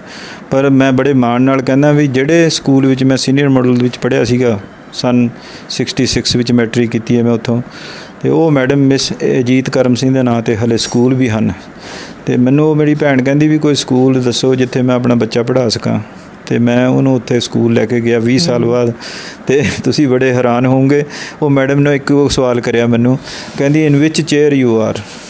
ਕਿਉਂਕਿ ਮੈਂ ਉਸ ਟਾਈਮ ਜਦ ਮੈਟ੍ਰਿਕ ਕੀਤੀ ਮੇਰੇ ਕੋਲ 21 ਸਰਟੀਫਿਕੇਟ ਨੇ, ਅਤੇ ਉਹ 21 ਸਰਟੀਫਿਕੇਟ ਜਿਹੜਾ DPI ਸਕੂਲ ਦੇ ਰਿਹਾ ਸੀ, ਉਹਨੇ ਇੱਕ ਗੱਲ ਕਹੀ ਵੀ ਇੱਕੋ ਬੱਚਾ ਸਾਰੇ ਨਾਮ ਲੈ ਗਿਆ ਸਕੂਲ ਦੇ। ਕਿਉਂਕਿ ਮੇਰਾ ਜਿਹੜਾ ਬੈਕ ਸੀਗੀ ਉਹ ਸੈਨਿਕ ਸਕੂਲ ਦੀ PPS ਦੀ 90 ਦੀ ਸੀ, ਅਤੇ ਆਟੋਮੈਟਿਕਲੀ ਮੈਂ ਸਾਰੀਆਂ ਚੀਜ਼ਾਂ ਵਿੱਚ ਪ੍ਰਪੱਖ ਸੀਗਾ, ਚਾਹੇ ਗੇਮਸ ਹੈ ਚਾਹੇ ਆਊਟਸਟੈਂਡਿੰਗ ਕੋਈ ਵੀ ਸੀ ਪਾਰਟੀਸਪੇਸ਼ਨ ਹੈ ਮੈਂ ਸਾਰੇ ਕਰਦਾ ਸੀਗਾ। ਅਤੇ ਉਹਦੇ ਕਰਕੇ ਫਿਰ ਉੱਥੋਂ ਇੱਕ ਜਿਹੜਾ DPI ਨੇ ਚੰਡੀਗੜ੍ਹ ਦੇ ਵਿੱਚ ਰੂਲਸ ਐਂਡ ਰੈਗੂਲੇਸ਼ਨ ਬਣਾ ਦਿੱਤੇ ਸੀ ਵੀ 3 ਗੇਮਸ 3 ਸਪੋਰਟਸ ਇਵੈਂਟ ਤੋਂ ਬਾਅਦ ਕੋਈ ਬੰਦਾ ਪਾਰਟੀਸਪੇਟ ਨਹੀਂ ਕਰੂਗਾ, it is due to me only. ਅਤੇ ਜਦ ਮੈਂ 20 ਸਾਲ ਬਾਅਦ ਮੈਡਮ ਕੋਲ ਗਿਆ, ਕਹਿੰਦੀ in which chair you are. Madam not in any chair, ਮੈਂ ਤਾਂ ਮੰਜੇ 'ਤੇ ਹੈ। ਅਤੇ ਐਂਡ ਸ਼ੀ ਵਾਜ਼ ਵੈਰੀ, ਮੈਂ ਕਹੂੰਗਾ ਇੰਨੀ ਲੇਡੀ ਮੈਂ ਕੋਈ ਨਹੀਂ ਦੇਖੀ। ਐਂਡ ਸ਼ੀ ਗੇਵ ਐਡਮਿਸ਼ਨ ਦੇਤੀ ਉਹਨੇ ਉਸ ਬੱਚੇ ਨੂੰ ਫ੍ਰੀ ਆਫ ਕਾਸਟ, ਕਿਤਾਬਾਂ ਵੀ ਫ੍ਰੀ ਦੇਤੀਆਂ, ਸਭ ਕੁਝ ਫ੍ਰੀ ਦੇ ਦਿੱਤਾ ਉਹਨੂੰ। And today I am proud of that lady ਕਿ ਉਹ ਬੱਚਾ ਉਦੋਂ ਕਿਸੇ ਨੇ ਪਤਾ ਨਹੀਂ ਕਿਵੇਂ ਹੂ ਸੈਡ ਦੀਜ਼ ਵਰਡਸ ਕਿ ਕੈਚ ਦੈਮ ਯੰਗ। ਅਤੇ ਉਹ ਕੈਚ ਦੈਮ ਯੰਗ ਦੇ ਵਿੱਚ ਮੈਂ ਕਹੂੰਗਾ ਵੀ ਇੱਕ ਬਹੁਤ ਵੱਡੀ ਉਪਲਬਧੀ ਹੋਈ ਕਿ ਉਹ ਬੱਚਾ ਸਾਡਾ ਹੈ ਜੀ, ਉਹ ਸਾਡਾ ਬੱਚਾ ਫਸਟ ਓਲੰਪੀਅਨ ਬਣਿਆ ਚੰਡੀਗੜ੍ਹ ਤੋਂ ਹਾਕੀ ਦਾ।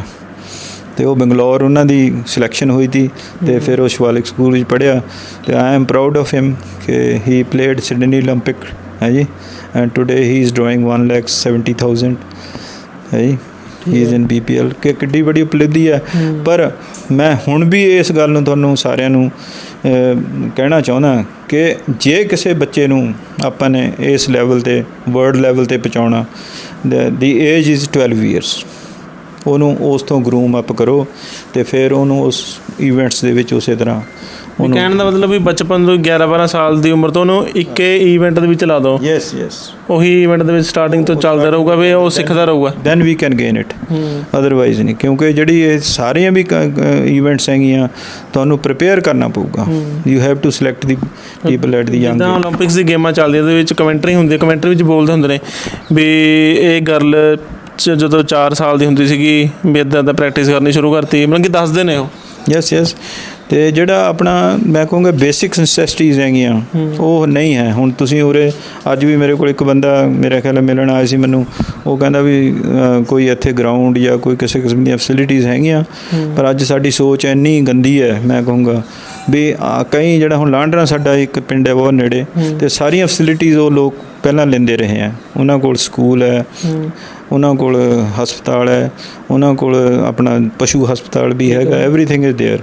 ਪਰ ਜਦ ਉਹ ਸਕੂਲ ਨੂੰ 10+2 ਬਣਾਉਣਾ ਸੀ, ਉਹਨਾਂ ਕੋਲ ਸਕੂਲ ਗਰਾਊਂਡ ਨਹੀਂ ਹੈ। ਤਾਂ ਜਿਹੜੀ ਬੇਸਿਕ ਨੈਸੈਸਿਟੀ ਹੈਗੀ ਉਹ ਸਾਰੀਆਂ ਚੀਜ਼ਾਂ ਨਜ਼ਰ ਰੱਖ ਕੇ ਸਰਕਾਰ ਨੂੰ ਧਿਆਨ ਦੇਣਾ ਚਾਹੀਦਾ। ਜਿਹੜੇ ਸਕੂਲ ਹੈ, ਚਾਹੇ ਸਾਡੇ ਪ੍ਰਾਇਮਰੀ ਹੈ, ਚਾਹੇ ਸਾਡੇ ਮਿਡਲ ਸਕੂਲ ਨੇ, ਚਾਹੇ ਸਾਡੇ ਹਾਈ ਸਕੂਲ ਨੇ, ਦੇ ਮਸਟ ਹੈਵ ਫੁੱਲ ਫੈਸਿਲਿਟੀਜ਼, ਤਾਂ ਹੀ ਬੱਚੇ ਆਉਣਗੇ ਅੱਗੇ ਇਹਨਾਂ ਚੀਜ਼ਾਂ ਵਿੱਚ। ਅਦਰਵਾਈਜ਼ ਜਦੋਂ ਕਿਤੇ ਜਾਣਾ ਹੀ ਨਹੀਂ, ਉਹਨਾਂ ਨੇ ਖੇਡਣਾ ਨਹੀਂ ਹੈ, ਤਾਂ ਹਾਊ ਇਟ ਇਜ਼ ਪੋਸੀਬਲ ਕਿ ਆਪਾਂ ਕਿਸੇ ਵਿੱਚ ਕਿਸੇ ਪਾਰਟੀਸਪੇਸ਼ਨ ਕਰ ਲਾਂਗੇ। ਅਤੇ ਅਖੀਰ ਵੀ ਸਰ ਤੁਸੀਂ ਕੀ ਮੈਸੇਜ ਦੇਣਾ ਚਾਹੋਗੇ? ਦੇਖੋ, ਮੈਂ ਤਾਂ ਇਹੀ ਮੈਸੇਜ ਦੇਣਾ ਚਾਹੁੰਦਾ ਸਾਰੇ ਪਾਸੇ ਕਿ ਅੱਜ ਜਿਹੜਾ ਮੈਨੂੰ ਤਾਂ ਬੜੇ ਦੁੱਖ ਨਾਲ ਕਹਿਣਾ ਪੈ ਰਿਹਾ ਕਿ ਸਾਡਾ ਇਲਾਕਾ, ਖਾਸ ਕਰਕੇ ਜਿਹੜਾ ਖਰੜ ਲੈ ਲਓ, ਮੋਹਾਲੀ ਲੈ ਲਓ, ਸਾਡਾ ਤਾਂ ਟੋਟਲੀ 17 ਪਿੰਡਾਂ ਤੋਂ ਸ਼ੁਰੂ ਹੋਇਆ ਸੀ ਚੰਡੀਗੜ੍ਹ ਤੋਂ, ਅਤੇ ਹੌਲੀ ਹੌਲੀ ਅਸੀਂ ਪਤਾ ਨਹੀਂ ਕਿੰਨੇ ਕੁ ਪਿੰਡ ਇਹਨਾਂ ਨੇ। ਅਤੇ ਸਾਡੇ ਪਿੰਡ ਦੇ ਬਾਰੇ ਜੇ ਮੈਂ ਤੁਹਾਨੂੰ ਕਹਾਂ ਵੀ ਸਾਰੇ ਗਲੈਂਟਰੀ ਵਾਰਡ ਸੀਗੇ।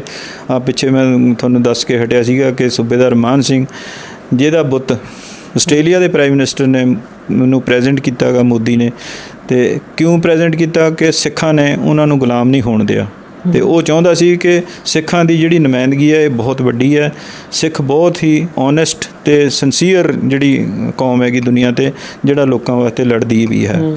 ਅਤੇ ਉਹ ਨਾ ਉੱਥੇ ਤਾਂ ਬੁੱਤ ਦਾ ਪਹੁੰਚਾਤਾ, ਪਰ ਨਾ ਤਾਂ ਪ੍ਰਾਈਮ ਮਿਨਿਸਟਰ ਨੂੰ ਪਤਾ ਹੈਗਾ ਵੀ ਮਾਨ ਸਿੰਘ ਚੱਪੜਚਿੜੀ ਦਾ ਸੀਗਾ, ਨਾ ਆਪਣੇ ਐਡਮਿਨਿਸਟ੍ਰੇਸ਼ਨ ਨੂੰ ਪਤਾ ਕਿ ਮਾਨ ਸਿੰਘ ਚੱਪੜਚਿੜੀ ਦਾ ਸੀਗਾ। ਜਿਹੜਾ ਉਹਨੂੰ ਬੁੱਤ ਪ੍ਰੈਜ਼ੈਂਟ ਕੀਤਾ ਹੈਗਾ ਉਹਨੇ, ਉਹ ਜਿਹੜਾ ਅੰਗਰੇਜ਼ਾਂ ਨੇ ਮਾਨ ਸਿੰਘ ਨੂੰ ਦਿੱਤਾ ਸੀ, ਉਹਨਾਂ ਦੇ ਘਰੇ ਸਿਲਵਰ ਪਿਆ ਹੈਗਾ ਹੈ ਜੀ। ਪਰ ਅਫਸੋਸ ਇਸ ਗੱਲ ਦਾ ਹੀ ਹੈ ਵੀ ਅੱਜ ਜੇ ਮੈਂ ਕਹਾਂ ਕਿ ਮੇਰੇ ਪਿੰਡ ਨੂੰ ਵੀ ਅੱਜ ਜਿਹੜੇ ਮੇਨਟੇਨੈਂਸ ਹੈ ਜਿਹੜੀ ਪਿੰਡ ਦੀ, ਜਿਸ ਤਰ੍ਹਾਂ ਪਿੰਡ ਨੂੰ ਰੱਖਣਾ ਚਾਹੀਦਾ ਸੀ, ਸਰਕਾਰ ਨੇ ਵਸਾਇਆ ਹੈਗਾ, ਅਤੇ that thing is not there ਹੈ ਜੀ। It has been everything is being vanished ਹੈ ਜੀ। ਅਤੇ ਬੜਾ ਅਫਸੋਸ ਨਾਲ ਕਹਿੰਦਾ ਪੈਂਦਾ ਵੀ ਜਿਹੜੇ ਆਫਿਸਰ ਹੈ, ਮੈਨੂੰ ਬੜਾ ਦੁੱਖ ਨਾਲ ਕਹਿਣਾ ਪੈਂਦਾ ਕਿ ਉਹ ਸਿਰਫ ਇਹ ਦੇਖਦੇ ਆ ਵੀ ਮੇਰੀ ਫੱਟੀ ਲੱਗੀ ਹੈ, ਪਿੱਛੇ ਵੀ ਹੈ ਵੀ ਪਤਾ ਨਹੀਂ ਕਦ ਬਦਲੀ ਹੋ ਜਾਣੀ ਹੈ। ਪਰ ਦੇ should be responsible for everything. ਉਹਨਾਂ ਨੂੰ ਜੇ ਕੋਈ ਗੱਲ ਅਸੀਂ ਕਰਦੇ ਹਾਂ ਤਾਂ ਉਹਨਾਂ ਨੂੰ ਸਾਡੀ ਸੁਣਨੀ ਚਾਹੀਦੀ ਹੈ, and it should be a time fixed. ਕੋਈ ਵੀ ਇਹ ਨਾ ਹੋਵੇ ਕਿ ਤੁਹਾਡੇ ਕੋਲ ਕੋਈ ਕੰਪਲੇਂਟ ਆਈ ਹੈ ਜਾਂ ਤੁਹਾਡੇ ਕੋਲ ਕੋਈ ਕਿਸੇ ਚੀਜ਼ ਨੂੰ ਕੋਈ ਮੰਗ ਹੈਗੀ ਤਾਂ it will keep on lingering for 20 years 30 years। It is impossible ਹੈ ਜੀ। ਅਤੇ ਹਰ ਇੱਕ ਜਿਹੜਾ ਚੰਡੀਗੜ੍ਹ ਦਾ ਅਲੱਗ ਪ੍ਰਸ਼ਾਸਨ ਲਾ ਰਹੇ ਹੈ ਪੰਜਾਬ ਕੋਲੋਂ, ਇਟ ਮੀਨਸ ਚੰਡੀਗੜ੍ਹ ਹੋਇਆ ਜਾ ਰਿਹਾ ਨਹੀਂ। ਦੇਖੋ, ਇਹ ਨਾ ਸਿਸਟਮੈਟਿਕਲੀ ਹੋ ਰਿਹਾ ਜੋ ਕੁਛ ਹੋ ਰਿਹਾ। ਦੇਖੋ, ਜਿਹੜੀ ਪੰਜਾਬ ਸਟੇਟ ਹੈ, ਜੇ ਤੁਸੀਂ ਉਸ ਨੂੰ ਪਿੱਛੇ ਲੈ ਕੇ ਜਾਓ ਤਾਂ ਮੈਂ ਕਹਿੰਦਾ ਵੀ ਜੇ ਜਿਹੜੇ ਵਰਗੇ ਪੜ੍ਹੇ ਲਿਖੇ ਬੰਦੇ ਜਦੋਂ ਕੈਰੋਂ ਦਾ ਰਾਜ ਸੀਗਾ, before partition of Himachal, Punjab and Rajasthan, ਅਤੇ ਸਾਡੀ ਜਿਹੜੀ ਇੰਡਸਟਰੀ ਸੀ ਸਾਰੀ ਫਰੀਦਾਬਾਦ ਸੀ, ਅਤੇ ਪੰਜਾਬ ਕੋਲ ਕਿੱਥੇ ਇੰਡਸਟਰੀ ਸੀਗੀ? ਉੱਥੇ ਸੀਗੀ, ਉਹ ਸਾਰੀ ਦਿੱਲੀ ਵਿੱਚ ਇਨਵੈਸਟ ਹੋ ਗਈ। ਅਤੇ ਇਸੇ ਤਰ੍ਹਾਂ ਜਿਹੜਾ ਟੂਰਿਸਟ ਜੇ ਕਹੋਗੇ ਆਪਾਂ, ਜੇ ਅੱਜ ਸਾਡੇ ਕੋਲ ਹਿਮਾਚਲ ਹੁੰਦਾ ਤਾਂ ਮੇਰੇ ਖਿਆਲ ਵੀ ਅੱਧਾ ਪੰਜਾਬ ਹਿਮਾਚਲ ਵਿੱਚ ਸੈਟਲ ਹੋਇਆ ਹੁੰਦਾ, ਦੁੱਗਣੀ ਤਿੱਗਣੀ ਤਰੱਕੀ ਕਰ ਸਕਦੇ ਸੀਗੇ। We are being confined. ਸਾਨੂੰ ਅੱਜ ਵੀ ਡਿਵਾਈਡ ਐਂਡ ਰੂਲ ਵਾਲੀ ਜਿਹੜੀ ਆਪਣੀ ਅੰਗਰੇਜ਼ਾਂ ਦੀ ਜਿਹੜੀ ਸੀਗੀ, ਉਸ ਨੀਤੀ 'ਤੇ ਹਲੇ ਵੀ ਸਰਕਾਰ ਉਸੇ ਤਰ੍ਹਾਂ ਕੰਮ ਕਰ ਰਹੀ ਹੈ। ਫਿਰ ਆਪਾਂ ਨੂੰ ਕਹਿ ਰਹੇ ਹਾਂ ਵੀ ਹਿੰਦੁਸਤਾਨ ਹਮਾਰਾ, ਹਮ ਬੁਲਬੁਲੇ ਹੈ ਇਸਕੀ, ਗੁਲਸਤਾਂ ਹਮਾਰਾ। ਨਹੀਂ, ਇਹਦਾ ਵਨ ਹੈਜ਼ ਟੂ ਥਿੰਕ। ਸਾਰਿਆਂ ਨੂੰ ਇਸ ਪਾਸੇ ਧਿਆਨ ਦੇਣਾ ਪਊਗਾ। ਸਾਨੂੰ ਵੀ ਐਸੇ, ਮੈਂ ਪਿੰਡ ਦੇ ਵਿੱਚ ਬੈਠਿਆਂਗਾ ਵੀ ਮੈਨੂੰ ਇਸ ਗੱਲ ਦਾ ਬੜਾ ਦੁੱਖ ਹੈ ਕਿ ਸਾਡੇ ਪੂਰਵਜਾਂ ਨੇ ਇੰਨੀਆਂ ਕੁਰਬਾਨੀਆਂ ਕੀਤੀਆਂ, ਅਤੇ ਲਾਸਟ ਸਾਡੀ ਜਿਹੜੀ ਐਫਰਟ ਸੀਗੀ ਉਹ ਸਾਡੀ ਰਿਪਰੈਜ਼ੈਂਟੇਸ਼ਨ ਨਹੀਂ ਮਿਲੀ ਸਾਨੂੰ ਕਿਸੇ ਨੂੰ ਵੀ ਅੱਜ ਸਾਡੇ ਇਸ ਇਲਾਕੇ ਵਿੱਚੋਂ।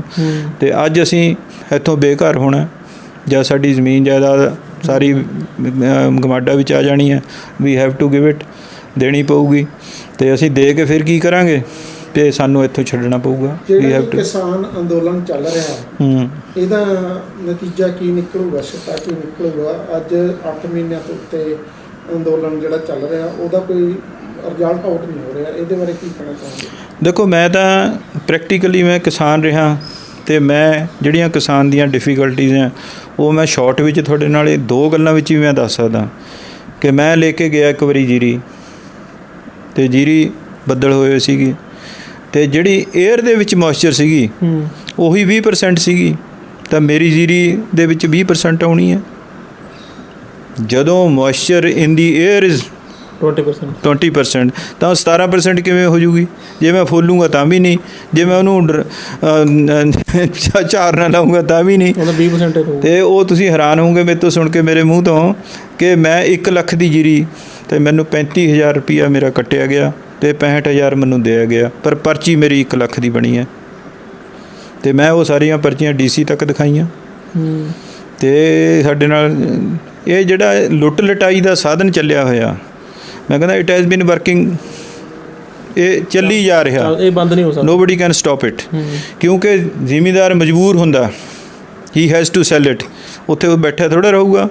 ਹੁਣ ਇਹ ਸਿਸਟਮ ਨੂੰ ਹੀ ਬਿਲਕੁਲ ਤਹਿਸ਼ ਨਹਿਸ਼ ਕਰਨ ਲੱਗੇ ਆ। ਜਦ ਤੱਕ ਤੁਹਾਡੇ ਕੋਲ ਮੈਕਸੀਮਮ ਸਪੋਰਟ ਪ੍ਰਾਈਸ ਨਹੀਂ ਹੈਗੀ ਜਾਂ ਤੁਹਾਡੇ ਕੋਲ ਕੋਈ ਚੀਜ਼ ਨਹੀਂ ਹੈਗੀ, ਜੇ ਤੁਹਾਡੇ ਕੋਲ ਜੇ ਇਹ ਸਾਡੀਆਂ ਇਸ ਤਰ੍ਹਾਂ ਹੀ ਓਪਨ ਮੰਡੀ ਕਰ ਦੇਣੇ, ਇੱਕ ਵਾਰੀ ਲੈ ਲੈਣਗੇ, ਦੂਜੀ ਵਾਰੀ ਚੁੱਪ ਹੋ ਜਾਣਗੇ। ਅਤੇ ਹਾਊ ਇਟ ਇਜ਼ ਪੋਸੀਬਲ ਕਿ ਸਾਡਾ ਜਿਹੜਾ ਸਿਸਟਮ ਬਣਿਆ ਹੋਇਆ ਅਤੇ ਉਹ ਬਿਲਕੁਲ ਜ਼ੀਰੋ ਹੋ ਜਾਣਾ। ਫਿਰ ਦੂਜੇ ਪਾਸੇ ਮੈਂ ਫਿਰ ਵੀ ਆਉਣਾ ਚਾਹੁੰਦਾ ਕਿ ਵੱਡੀ ਗੱਲ ਇਹ ਹੋ ਰਹੀ ਹੈ ਸਾਰੇ ਪੰਜਾਬ ਦੇ ਵਿੱਚ, ਮੇਰੀ ਇਹ ਗੱਲ ਤੁਸੀਂ ਅੱਗੇ ਤੱਕ ਵੀ ਪਹੁੰਚਾ ਸਕਦੇ ਆ, ਅਸੀਂ ਸਾਰੇ ਪੰਜਾਬ ਦਾ ਕੱਦੂ ਕਰਤਾ 80%, ਮੈਂ ਕਹਿੰਦਾ 90% ਕਰਤਾ। ਇੱਕ ਲੇਅਰ ਬਣਾਤਾ, ਉਹ ਤੋਂ ਹੇਠਾਂ ਪਾਣੀ ਜਾਂਦਾ ਹੀ ਨਹੀਂ ਹੈ। ਅੱਜ ਮੇਰੀ ਜ਼ਿੰਦਗੀ ਵਿੱਚ ਪਹਿਲੀ ਵਾਰੀ ਹੈ ਤੁਸੀਂ ਕੋਈ ਛੱਪੜੀ ਵੀ ਨਹੀਂ ਪਾਣੀ ਦੀ ਭਰੀ ਦੇਖ ਸਕਦੇ, ਬਾਰਿਸ਼ਾਂ ਹੀ ਨਹੀਂ ਹੋਈਆਂ। ਐਂਡ ਦੀ ਸਭ ਤੋਂ ਵੱਡਾ ਡਿਜ਼ਾਸਟਰ ਇਹੀ ਹੋਣਾ ਕਿ we will run out of water, ਖਾਸ ਕਰਕੇ ਮੇਰਾ ਏਰੀਆ। ਕਿਵੇਂ ਰਨ ਆਫ ਵਾਟਰ ਹੋਊਗਾ? ਜਿਹੜੀਆਂ ਸਾਡੀਆਂ 2 ਨਦੀਆਂ ਸੀ, ਇੱਕ ਜੈਂਤੀ ਦੀ ਰੋ, ਇੱਕ ਪਟਿਆਲਾ ਦੀ ਰੋ, ਅਤੇ ਦੋਨੇ ਨਦੀਆਂ ਜਿਹੜੀਆਂ ਦੇ ਬੈੱਡ ਅੱਜ ਤੋਂ 100 ਸਾਲ ਪਹਿਲਾਂ ਵੀ ਸੈਂਡ ਬੈੱਡ ਸੀਗੇ, ਇਹਨਾਂ ਨੂੰ ਬੰਦ ਕਰਕੇ ਪੱਕੇ ਬੈੱਡ ਦੇ ਉੱਪਰ ਦੀ ਪਹੁੰਚਾ ਕੇ ਇਹਨਾਂ ਨੂੰ ਉੱਥੇ ਜਾ ਕੇ ਸਤਲੁਜ ਵਿੱਚ ਸਿੱਟ ਦਿਆ। And how it is possible ਕਿ ਸਾਡਾ ਗਰਾਊਂਡ ਵਾਟਰ ਆ ਜਾਊਗਾ? ਅਤੇ ਤੁਸੀਂ ਹੈਰਾਨ ਹੋਵੋਗੇ, ਸਾਰੇ ਖੂਹ ਸੁੱਕ ਗਏ, ਸਾਰੇ ਨਲਕੇ ਸੁੱਕ ਗਏ। 180 ਫੁੱਟ 'ਤੇ ਨਲਕਾ ਲੱਗਦਾ ਸੀਗਾ ਖਰੜ ਦੇ ਵਿੱਚ, ਅੱਜ ਉੱਥੇ ਵੀ ਨਹੀਂ ਨਲਕਾ ਕੋਈ ਲੱਗਦਾ। ਅੱਜ ਉਹ ਕਜੌਲੀ ਹੈਡਵਰਕਸ ਤੋਂ ਪਾਣੀ ਮੰਗ ਰਹੇ ਹੈ। So day is not far off, we will run of short of water. ਅਤੇ ਅੱਜ ਸਾਨੂੰ ਪਾਣੀ ਦੀ ਤੰਗੀ ਆਊਗੀ, ਅਤੇ ਜਦ ਪਾਣੀ ਨਹੀਂ ਹੋਊਗਾ, ਪਾਣੀ ਤਾਂ ਗੁਰੂ ਗ੍ਰੰਥ ਸਾਹਿਬ ਵਿੱਚ ਵੀ ਲਿਖਿਆ, ਪਵਨ ਗੁਰੂ ਪਾਣੀ ਪਿਤਾ ਮਾਤਾ ਧਰਤ ਮਾਤਾ, ਐਂਡ ਵੀ ਵਿਲ ਡਾਈ। ਅੱਜ ਅਸੀਂ ਆਕਸੀਜਨ ਦੇ ਸਿਲੰਡਰ ਚੱਕੀ ਫਿਰਦੇ ਹਾਂ। ਆ ਮੇਰੇ ਘਰ ਵਿੱਚ 12 ਦਰਖਤ ਹੈ, ਨਿੰਬ ਵੀ ਹੈਗੀ ਹੈ, ਸਭ ਕੁਛ ਹੈਗੇ, ਅਤੇ ਉਹ ਵੀ ਦਰਖਤ ਹੈ ਜਿਹੜੇ 24 ਘੰਟੇ ਆਕਸੀਜਨ ਦਿੰਦੇ। ਪਰ ਮੈਂ ਕਹਿੰਦਾ ਵੀ ਤੁਸੀਂ ਜਾ ਕੇ ਕਿਸੇ ਦੇ ਘਰ ਜਾ ਕੇ ਦੇਖੋ ਤਾਂ ਕਿਸੇ ਇੱਕ ਦਰਖਤ ਵੀ ਹੋਵੇ। ਅੱਜ ਕੱਲ੍ਹ ਤਾਂ ਦਰਖਤ ਲਾਉਂਦੇ ਨੇ ਪੈਸੇ ਬਣਾਉਣ ਵਾਸਤੇ। ਨਹੀਂ, ਮੈਂ ਜਿਹੜੇ ਅੰਦੋਲਨ ਚੱਲ ਰਿਹਾ, ਕੀ ਕਾਨੂੰਨ, ਕਾਲੇ ਕਾਨੂੰਨ ਆਪਾਂ ਕਹਿੰਦੇ ਆ, ਰੱਦ ਹੋ ਜਾਣਗੇ ਤੁਹਾਡੇ ਹਿਸਾਬ ਨਾਲ? ਦੇਖੋ, ਉਹਦੇ ਵਿੱਚ ਜਿਹੜਾ ਨਾ, ਮੈਂ ਅਮਰੀਕਾ ਦੀ ਵੀ ਗੇੜਾ ਲਾ ਕੇ ਆਇਆ, ਨੋ ਡਾਊਟ। ਉਹ ਜਿਹੜਾ ਸਿਸਟਮ ਹੈਗਾ ਵੀ ਉਹ ਜਿਹੜੇ ਅਮੀਰ ਵਿਰਸੇ ਦੇ ਵਿੱਚ ਜਾਂ ਕੋਆਪਰੇਟਿਵ ਸੈਕਟਰ ਦੇ ਵਿੱਚ ਜੇ ਵੱਡੇ ਘਰਾਣੇ ਹੈਗੇ, ਉਹ ਇਹ ਚੀਜ਼ ਨੂੰ ਖੋਹਣਾ ਚਾਹੁੰਦੇ ਆ। ਉਹ ਉਹੀ ਚੀਜ਼ ਬੀਜਣਗੇ ਜਿਹਦੇ ਵਿੱਚ ਉਹਨਾਂ ਨੂੰ ਪ੍ਰੋਫਿਟ ਹੋਊਗਾ, ਅਤੇ ਅਸੀਂ ਉੱਥੇ ਮੁਲਾਜ਼ਮ ਬਣ ਕੇ ਕੰਮ ਕਰਾਂਗੇ। ਜਦ ਹੁਣ ਸਾਡਾ ਜਿਹੜੀ ਇਹਨਾਂ ਨੇ ਗ੍ਰੀਨ ਰੈਵੋਲੂਸ਼ਨ ਲਿਆਂਦੀ ਸੀ, ਉਹਦੇ ਵਿੱਚ ਪਾਰਟਿਸਪੈਂਟ ਸੀਗੇ। ਜੇ ਇਹਨਾਂ ਨੇ ਦਵਾਈਆਂ ਲਿਆਂਦੀਆਂ, ਜੇ ਕੀੜੇ ਮਾਰ ਦਵਾਈਆਂ ਵੀ ਆਈਆਂ, ਇਹ ਸਰਕਾਰ ਦੇ ਥਰੂ ਆਈਆਂ, ਕੋਈ ਜ਼ਿਮੀਂਦਾਰ ਨੇ ਤਾਂ ਕੋਈ ਕੀੜੇ ਮਾਰ ਦਵਾਈ ਬਣਾਈ ਹੋ ਨਹੀਂ। ਜ਼ਿਮੀਂਦਾਰ ਕੋਲ ਤਾਂ ਨਿੰਬ ਸੀਗੀ, ਜ਼ਿਮੀਂਦਾਰ ਕੋਲ ਤਾਂ ਆਪਣੀ ਲੱਸੀ ਸੀਗੀ, ਅਤੇ ਉਹਦੇ ਨਾਲ ਤਾਂ ਕੋਈ ਪੋਇਜ਼ਨ ਨਹੀਂ ਸੀ ਜਾਂਦੀ। ਅੱਜ ਇਹਨਾਂ ਦੀਆਂ ਜੇ ਚੀਜ਼ਾਂ ਬਾਹਰ ਨਹੀਂ ਵਿਕਦੀਆਂ, ਇਸ ਕਰਕੇ ਨਹੀਂ ਵਿਕ ਰਹੀਆਂ ਕਿ ਉਹਦੇ ਵਿੱਚ ਪੋਇਜ਼ਨ ਹੈ। ਅੱਜ ਇਹਨਾਂ ਦਾ ਚੌਲ ਨਹੀਂ ਵਿਕ ਰਿਹਾ, ਅੱਜ ਇਹਨਾਂ ਦੀ ਕਣਕ ਨਹੀਂ ਜਾ ਰਹੀ। So question is, we are not ਡਿਫਾਲਟਰਸ।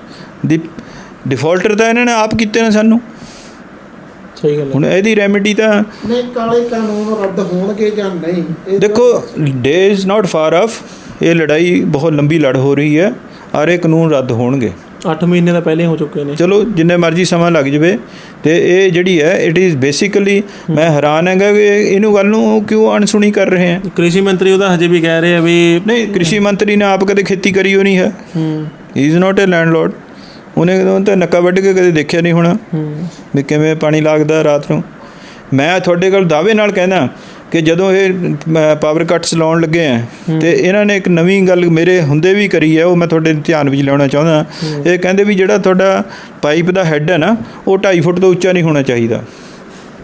ਪਟਿਆਲੇ ਤੋਂ ਇਹ ਆਰਡਰ ਇਸ਼ੂ ਹੋਇਆ ਸੀਗਾ ਵੀ ਜੀ ਉਹ ਮੋਟਰ ਦਾ ਬਹੁਤ ਜ਼ੋਰ ਲੱਗਦਾ ਪਾਣੀ ਨੂੰ ਉੱਚਾ ਕਰਨ ਵਿੱਚ, ਖਿੱਚਣ ਲੱਗੇ। ਤੇ ਮੈਂ ਫਿਰ ਉਹਨਾਂ ਨੂੰ ਜਾ ਕੇ, ਜਿਹੜਾ ਚੇਅਰਮੈਨ ਸੀਗਾ, ਮੈਂ ਉੱਥੇ ਗਿਆ। ਮੈਂ ਕਿਹਾ ਜੀ ਜਿਹੜਾ 3 ਫੁੱਟ ਦਾ ਇੰਜਣ ਕੋਲ ਖੜਿਆ ਹੈਗਾ, ਬਿਜਲੀ ਤਾਂ ਤੁਸੀਂ ਦੇਣੀ ਨਹੀਂ, ਸਬਸਟੀਚਿਊਟ ਅਸੀਂ ਇੰਜਣ ਚਲਾਉਣਾ। ਤੇ ਇੰਜਣ ਕਿਵੇਂ ਚੱਲੂਗਾ 2.5 ਫੁੱਟ ਹੈੱਡ ਤੇ? ਕਿਉਂਕਿ ਪਾਣੀ ਤਾਂ ਉਹਨੇ ਇੰਜਣ ਨੇ ਉਹਦੇ ਵਿੱਚੋਂ ਲੈਣਾ ਪਾਈਪ ਤੋਂ, ਉਹ ਕਿਵੇਂ ਉਹਦੇ ਵਿੱਚ ਕਿਵੇਂ ਜਾਊਗਾ ਪਾਣੀ ਇੰਜਣ ਵਿੱਚ? ਫਿਰ ਮੈਨੂੰ ਹੱਸ ਕੇ ਕਹਿੰਦਾ ਫਿਰ ਟੋਆ ਪੱਟ ਲਓ। ਮੈਂ ਕਿਹਾ ਟੋਆ ਪੱਟ ਕੇ ਤੁਸੀਂ ਇੰਜਣ ਚਲਾ ਕੇ ਦਿਖਾ ਦਿਓ, ਤੁਹਾਡੀਆਂ 2 ਲੱਤਾਂ ਟੁੱਟ ਜਾਣ। ਤੁਸੀਂ ਹੱਥੜੀ ਨਹੀਂ ਕੱਢ ਹੋਣੀ ਟੋਏ ਵਿੱਚੋਂ ਤੋਂ, ਚੱਲ ਨਹੀਂ ਸਕਦਾ। ਫਿਰ ਉਹ ਇਸ ਗੱਲ ਨੂੰ ਮੰਨਿਆ। ਤੇ these mans are who's in chair, they are practical. ਇਹ ਬੰਦੇ ਪ੍ਰੈਕਟੀਕਲ ਨਹੀਂ ਹੈ। ਜਦ ਤੱਕ ਤੁਸੀਂ ਪ੍ਰੈਕਟੀਕਲ ਨਹੀਂ ਆਉਂਦੇ, ਜਦੋਂ ਤੱਕ ਇਹ ਚੀਜ਼ ਨਹੀਂ ਹੁੰਦੀ।